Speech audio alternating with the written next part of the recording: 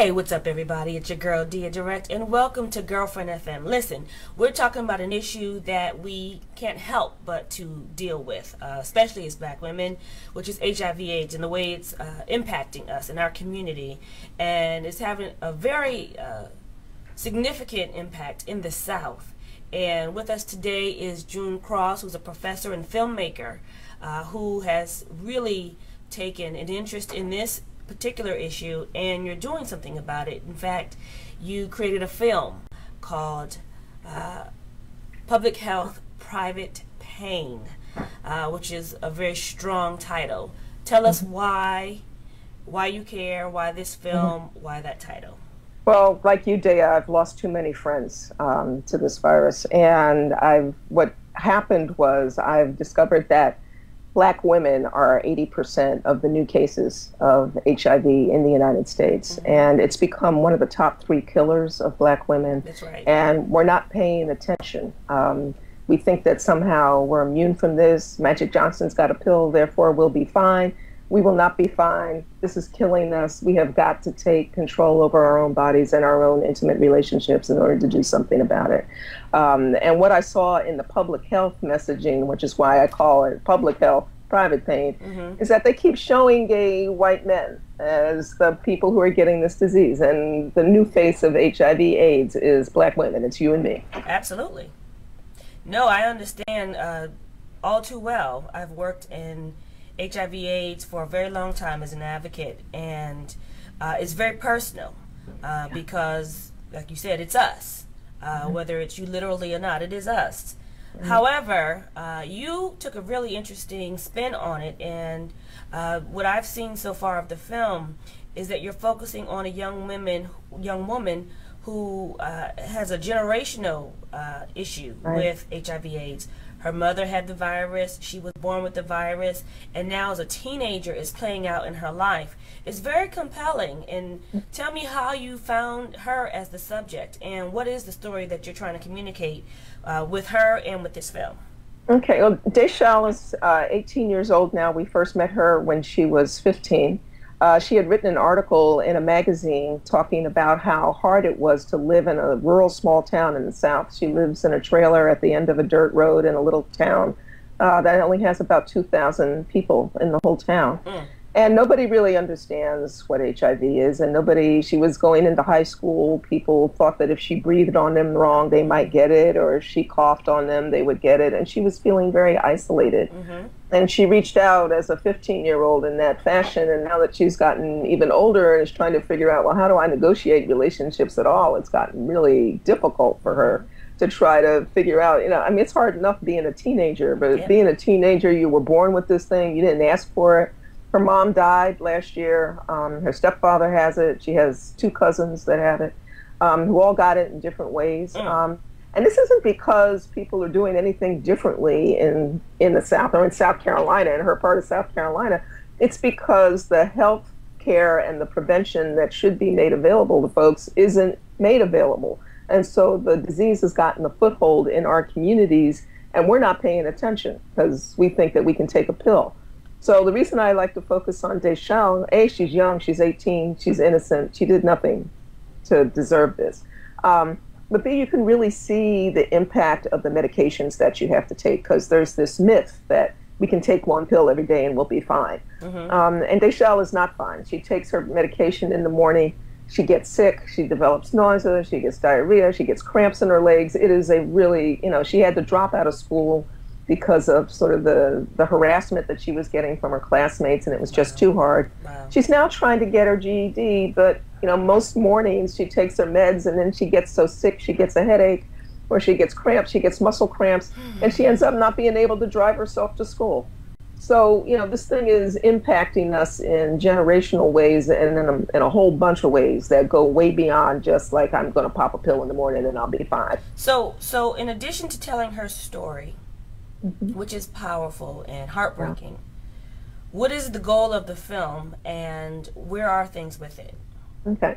We're raising money, trying to finish the film. In addition to Deschelle's story, we're really using her grandmother, Wilhelmina Dix, who's sort of the wise woman of the tribe, to help us Wilhelmina works as a home health care aide herself, yet has no health insurance.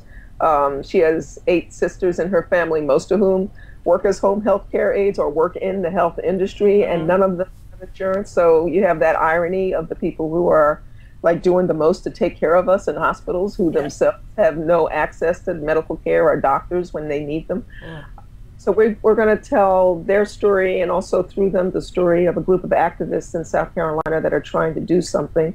There's a dynamite sister named Dr. Bambi Gaddis, who's been just breaking her butt every day, trying to raise money, trying to do testing and get people connected to doctors and get people the health care that they need. But it's very difficult because the state of South Carolina does absolutely nothing in terms of prevention or education outreach. They teach abstinence in South Carolina, so people are going to be abstinent, right? Even the ones that claim they're going to be abstinent half the time ain't abstinent. So. And let's just stop right there for a second, because let's just be very real. You know, there's a saying, and I believe it came from Maya Angelou, and she says, when you know better, you do better. However, you know, I believe, you know, when you know better, you do better when you're ready. Because there are a lot of things that we know that we shouldn't do, like have unprotected sex. And even the most educated among us, forget just South Carolina, this is an epidemic. People want love. It's an emotional decision more than it is about health care in many cases. And so until you're at that place in your life with yourself, being empowered and so forth, knowing the right thing is really just the start. It really is, and it's very, very difficult. I mean, we've talked to so many women, so many of Deschelle's friends, and even her relatives who were sexually abused as children, who were raped as young women, and for them, negotiating condoms just isn't even an option. And you know, and even frankly, even if you haven't been abused, if you're in a situation where you feel like you finally found somebody that you sort of click with, you know, at what point are you going to start this conversation about the condom thing? It's hard. I know it's hard personally. I had to go negotiating this with the man that I ultimately married for a year about, okay, we got to go get tested, and then we got to use this condom for a year. And it was a whole negotiation every time. It is very difficult. It is hard, you know. So I do sympathize and empathize. And let's just be very honest, because we don't do enough of that. You know, people say, well, it's the man who needs to wear the condom, and they're usually the ones who don't want to wear. That's not true. A lot of times the women don't want to use the condom either. I mean, it's a pain. It interrupts the mood. You got to figure out how to sort of work the whole thing in, you know. So, you know, this film is probably never going to be on PBS, even though a lot of my other films have been. I'm trying to get it on either BET or TV1 so we can keep it real and talk about how you actually, you know, how you make this part of the foreplay when you're trying to get busy, you know. So give us some of those tips. Oh, boy. Well, inquiring minds want to know. Inquiring minds want to know. You can use oral sex as a way. I've actually had prostitutes teach me how to put a condom on during oral sex. So, and I'm not as good at it as they are because I don't have as much practice, but I know it's possible. They now have female condoms that can be used that so the woman could put it in before, so you don't even have to get into that conversation. You're already protecting yourself. But isn't it really big? And what about it being uncomfortable? I haven't worn it myself. I've been shown how to use it, but that is a way to sort of avoid the entire conversation about it. It's certainly not as uncomfortable as a diaphragm or an IUD. Right. And it's certainly more comfortable than having to take pills and get nausea and diarrhea. They're not really widely available, are they? Where does one go to get a female condom? You have to, most of the clinics that give out condoms will give out both male condoms and female condoms these days. When I was down at the AIDS 2012 conference, they were all over the place. You know, so there are ways to sort of bring it in. But it's not at Walmart or CVS. I don't think it's at Walmart. I've never seen them in the drugstore. You're right. You have to go to the clinic. Go to the clinic and get one of those. Yeah, it's hard. So this is a story that is important. So what is it going to take to see more of it?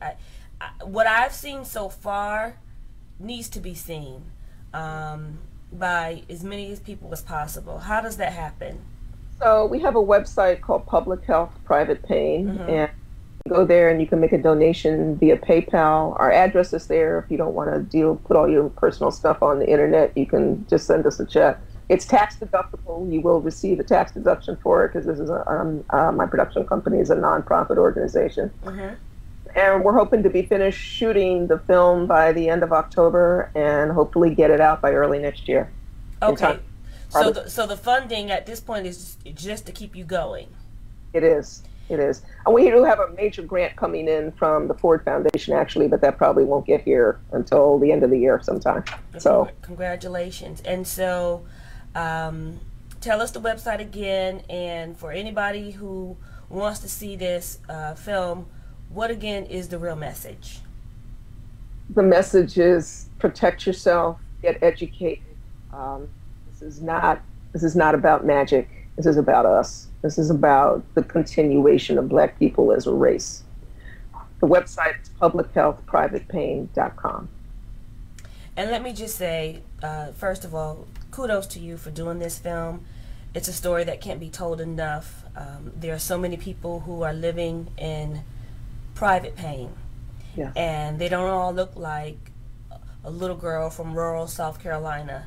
Mm-mm. Our stories are happening everywhere, and people are suffering privately every day. And the way that you can tell and free people up is to liberate them, to tell the truth and tell the story. And I hope that other women will be empowered to tell their story. It is real. It is our lives. And literally anything we can do and that I can do to help save a life of another woman, another Black woman, myself, you, is worth it. So thank you for doing this. This is your girl, Dia Direct. I'm being direct, ladies. Save yourself. Save yourself. You can't save anybody else unless you're alive. And if you need to feel good, at some point you might need to learn how to touch yourself. And then there's the rabbit. And Mr. Hitachiwan, don't forget him. Hello! Listen. It's convenient, child. That's all I gotta say. You gotta do what you gotta do. You know? It is practical.